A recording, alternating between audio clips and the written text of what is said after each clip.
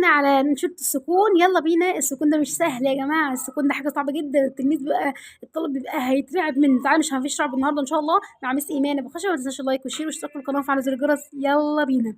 انا اسمي سكون، انا اسمي سكون، انا دايرة مدورة، انا نون صغننة، ما اقدرش اقف لوحدي، لازم حركة قبلي، يا ضمة يا كسرة يا فتحة.